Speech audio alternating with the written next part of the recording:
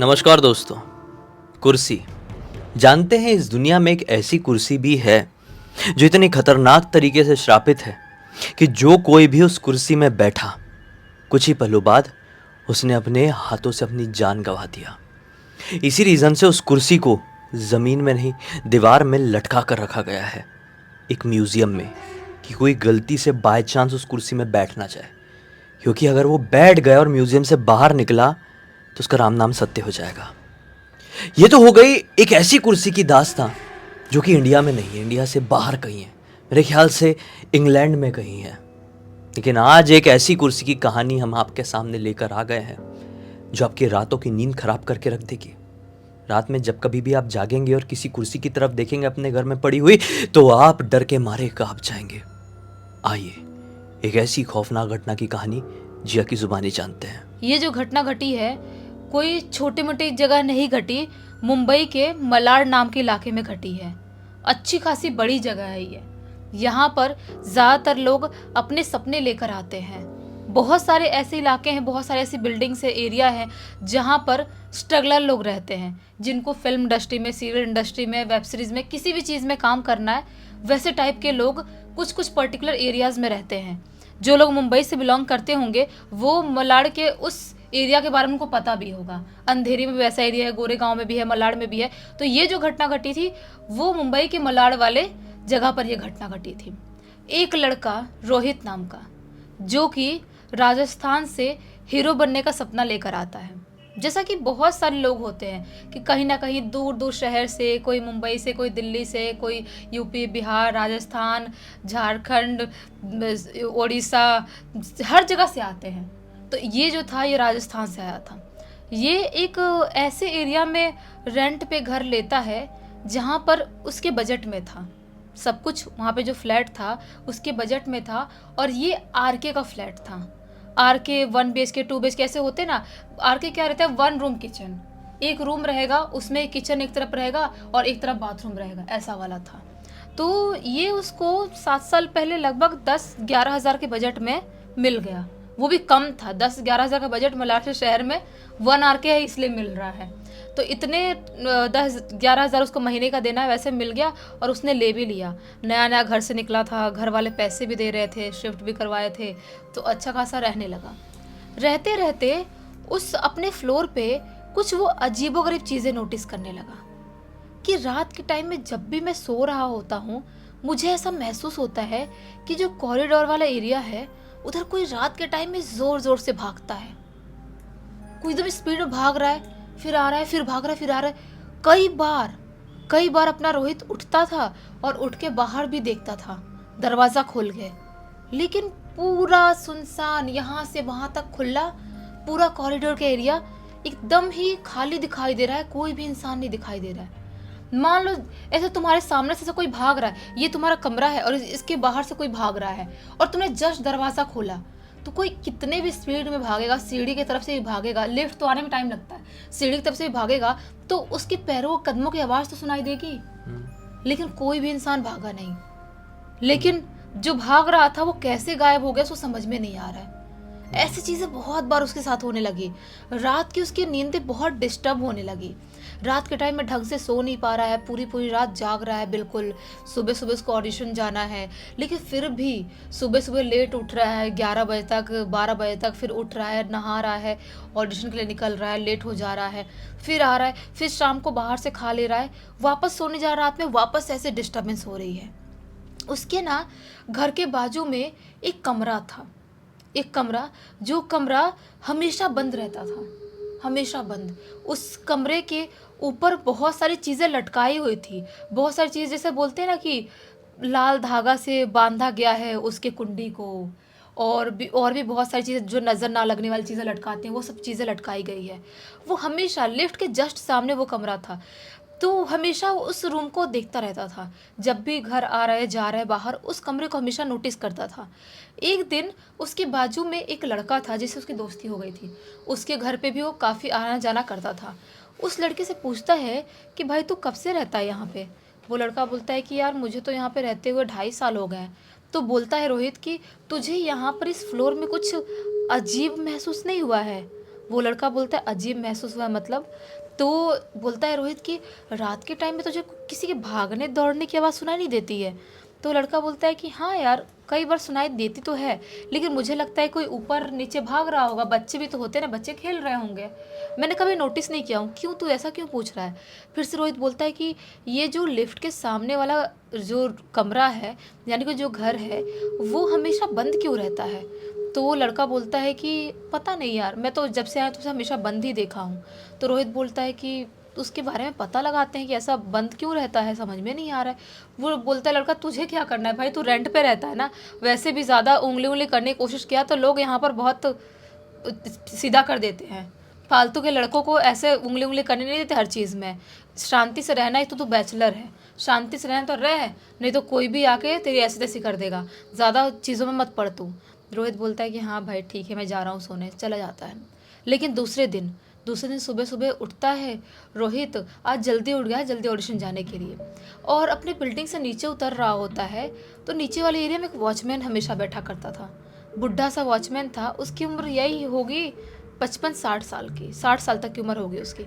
उससे बोलता है अंकल मैं आपसे कुछ पूछना चाहता हूँ। बोलता है बुढ़ा क्या हुआ बेटा, क्या पूछना चाहते हो? तो वो बोलता है कि अंकल ये जो फ्लोर है, ये 7th फ्लोर के ऊपर एक कमरा है जो हमेशा बंद रहता है, 7th फ्लोर के जो लिफ्ट के सामने वाला कमरा, वो हमेशा बंद क्यों रहता है? तो बूढ़े से अंकल बोलते हैं कि यार मुझे भी नहीं पता, लेकिन लोग कुछ अफवाह है वहाँ पे, लोग कुछ बोलते हैं उसके बारे में। ये बोलते हैं क्या बोलते हैं?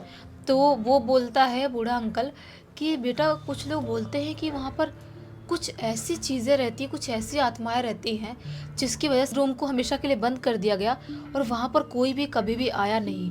तुमने देखा होगा बहुत सारी चीज़ें लटकाया गया वहाँ पर। रोहित बोलता है कि हाँ मैंने देखा हूँ। अंकल बोलते हैं कि बेटा देख, तू भी अपने घर पे ही अपने ही कमरे में रहा कर, ज़्यादा ताक झाक करने की ज़रूरत नहीं है, उसके बारे में ज़्यादा मत सोच, मैं भी सुना हूँ कि वो कमरा सही नहीं है। रोहित बोलता है ठीक है। वो क्यूरियस हो रहा था हर चीज़ जानने के लिए। वो ऑडिशन चले जाता है और उसको नहीं पता था कि मैं ऑडिशन से आऊँगा, खाना खा के सोने जाऊँगा, आज की रात मेरे लिए कैसी रात होने वाली है, उसे बिल्कुल भी नहीं पता था। आज रात वापस से सोने के लिए गया। वापस से जैसे ही आधी रात का टाइम होता है, कॉरिडोर वाले एरिया से वापस से किसी के भागने की आवाज़ सुनाई देती है। ये सोचता है अब तो मैं दरवाजे के पास ही रहूँगा। ये ना दरवाजे के पास खड़ा रहता है और जैसे ही वो भागने की आवाज़ उसके दरवाजे के पास आते है, फटाक से दरवाज़ा खोलता है। फटाक से दरवाज़ा खोलता है, लेकिन फिर भी कोई भी बाहर दिखाई नहीं दिया। अब ये सोचता है कि मैं तो भाई जाऊंगा बाहर और मैं सुनाऊंगा, जो भी होगा उसको सुनाऊंगा। मैं बहुत डर रहा हूँ, नींद डिस्टर्ब है, सो नहीं पा रहा हूँ, भले यहाँ से मेरे को रूम क्यों नहीं खाली करना पड़ जाए, बैचलर हूँ तो क्या हुआ, मैं घुट घुट थोड़ी जी सकता हूँ। वो बाहर जाता है और बोलता है कौन है भाई, कौन है जो भाग रहा है इतने ज़ोर ज़ोर से? ऐसा बोलता है और चारों तरफ देखने लगता है और लिफ्ट के पास भी जाता है। और जैसे लिफ्ट के पास वाले कमरे के पास जाता है, जो कमरा हमेशा बंद रहता था, वो क्या पाता है कि वो कमरा भी खुला है, वो रूम खुला है, लेकिन कोई भी उस रूम में नहीं है। वो उस रूम के पास जाता है और ऐसे दूर से ही देखने की कोशिश करता है कि क्या है, मतलब कोई है कि नहीं अंदर। झांकते झांकते, ताक झांक करते करते वो कमरे के अंदर घुस जाता है। कमरे के अंदर जाता है, पूरे कमरे को ध्यान से देखता है, सोचता है नॉर्मल तो दिखाई दे रहा है, काफ़ी सारा सामान भी है यहाँ पर, बेड भी है, कुर्सी भी है, बहुत सारी चीज़ें, बच्चों के खिलौने भी हैं, तो ये बंद क्यों रहता है? हो सकता है कि यहाँ रहने वाले लोग यहाँ नहीं रहते होंगे, कहीं और रहते होंगे, इसलिए बंद करके रखे होंगे और अभी साफ़ सफाई के लिए सोसाइटी वालों ने खोले होंगे। ये उस कमरे को भी देख ही रहा होता है, तभी उसे एक चेयर दिखाई देती है, कोने में रखी हुई चेयर, किचन वाले एरिया में कोने में रखी हुई है, और वो अलग सी एकदम लकड़ी की चमकने वाली चेयर है। हर सामान गंदा है, बाकी दूसरे चेयर रखे वो सब भी गंदी है, पलंग भी गंदा है, सब गंदा है, लेकिन वो चेयर बिल्कुल साफ दिखाई दे रही है। वो सोचता है वाह यार कितनी सुंदर चेयर है, और उस चेयर के अंदर से ना थोड़ी स्मेल भी, खुशबू आ रही थी अच्छी वाली। वो सोचता है चेयर के अंदर से खुशबू कैसे आ सकती है? उसके पास जाता है, उसको टच करके देखता है, टच करके देखता है, वो चेयर अलग ही मुलायम समझ में आ रही है, ऐसे टच करके देख रहा है और ऐसे करके सूंघता है तो अलग ही खुशबू आ रही है चेयर के अंदर से। वो सोचता है वैसे भी ये कमरा हमेशा बंद ही रहता है, किसी ने खोला भी है साफ सफाई के लिए, तो क्या फर्क पड़ता है, ये एक काम करता हूँ, ये चेयर मैं लेके चले जाता हूँ। कई बार मुझे नीचे बैठने में बहुत तकलीफ होती है खाना वाना खाने के लिए, आराम से चेयर पे बैठूंगा और बाहर नज़ारा देखूंगा, बाहर का अपने विंडो से देखे जाता हूँ। वैसे मेरे पास चेयर तो है नहीं, एक गद्दा ही रखा हूँ मैं, ढंग का कोई सामान तो है नहीं, धीरे धीरे बनाऊंगा बाकी चीज़ें, तब तक चेयर तो लेके जाऊँ कम से कम। वो चेयर उठाता है और अपने घर लेके चले जाता है। उसको लगता है कि ये घर वैसे भी कोई नहीं पूछता है, तो चेयर कौन ढूंढने आएगा भाई, कौन ढूंढने, और ढूंढने आएगा भी तो सबके घर में थोड़ी घुस घुस ढूंढेंगे किस घर पे चेयर है। ऐसा प्राइवेसी नाम की चीज़ होती है। और मुंबई से बड़े शहर में कोई किसी घर में एक छोटी चीज़ चेयर ढूंढने के लिए नहीं घुसेगा। तो ये सोच के उस चेयर को अपने घर ले जाके रख लेता है, रख तो लेता है। वो चेयर से इतनी अच्छी खुशबू उसकी ना नज़र ही नहीं हट रही थी। काफ़ी टाइम तक उसको बैठ के देखता है ध्यान से, थोड़ा और कपड़ा वपड़ा मार के साफ करता है और सोचता है काम करता हूँ, अब सो जाता हूँ। सोने जाता है। अभी सोए हुए उसको 5 से 7 मिनट ही हुए होंगे, अचानक से उसके रूम से कुछ कर कर करके ऐसी आवाज़ आती है जैसे कुछ उसके ज़मीन पे घसीट घसीट के चल रहा है। ऐसी आवाज़ आती है। अचानक उसकी आँख खुलती है, वो देखता है तो देख के शॉक्ड हो जाता है। जो चेयर उसने विंडो के पास रखा था, वो चेयर उसके पैर के पास है। चल के आ गई क्या? ये शॉकिंग चीज थी। ये किसी के लिए विश्वास करना बहुत मुश्किल था। वो सोचता है कि मेरे को तो बिल्कुल अच्छे से याद है, मैंने विंडो के पास ही रखा था कि बालकनी से विंडो से नज़ारा देखूंगा बाहर का, ये मेरे पैर के पास कैसे आई। वो चेयर को ध्यान से देखने लगता है। तभी अचानक से वो चेयर उसके सामने करके ऐसा हल्की सी घिसकती है। उसको घबराहट होती, उठता है, सोचता है कोई चूहा हुआ तो नहीं है जिसके टकराने का चेयर खिसकी है। फिर सोचता है इतनी भारी लकड़ी की चेयर कोई चूहा कैसे सरका सकता है। अब भी वो कुछ चीज़ें सोच ही रहा होता है, तभी अचानक से उस चेयर के अंदर से ऐसी आवाज़ आती है ना, आप लिटरली विश्वास नहीं कर सकते हैं। उस चेयर के अंदर से फुसफुसाने की आवाज़ आती है, ये चेयर कभी खाली नहीं रहती, अभी खाली है तो बैठ जाओ, नहीं बैठोगे तो भी मरोगे, बैठोगे तो भी मरोगे। फुसफुसाने की आवाज़ आती है। ये जोर से घबराता चीख देता है और चीख के फटाक से दरवाज़ा खोलता है। दरवाज़ा खोल के बाहर निकल जाता है। जो उसका दोस्त था दूसरी तरफ, उसके घर के पास जाता है, उसका दरवाज़ा जोर से खटखटाने लगता है। वो दोस्त अपना दरवाज़ा खोलता है, एकदम गहरी नींद में था। बोलता है क्या हुआ भाई, क्या हुआ? ये बोलता है मुझे बचा ले, मुझे बचा ले। वो चेयर, भूतिया चेयर। बोलता है कौन सी चेयर भाई? बोलता है चल वो चेयर मुझे मार डालेगी। तो वो बोलता है कौन सी चेयर, बताओ सही। ये बोलता है कि मुझे नहीं पता, मैं सुबह बताऊंगा। लड़का बोलता है चल बता क्या हुआ, तूने अपना घर खुला छोड़ा है? ये बोलता है हाँ। तो बोलता है चल मेरे साथ। नहीं आ रहा था रोहित, ज़बरदस्ती वो लड़का रोहित को उसके घर लेके आता है, उसके कमरे में लेके आता है। वो लड़का बोलता है क्या हुआ भाई? रोहित बोलता है ये यार ये चेयर रखी है ना, ये भूतिया है। लड़का बोलता है चेयर?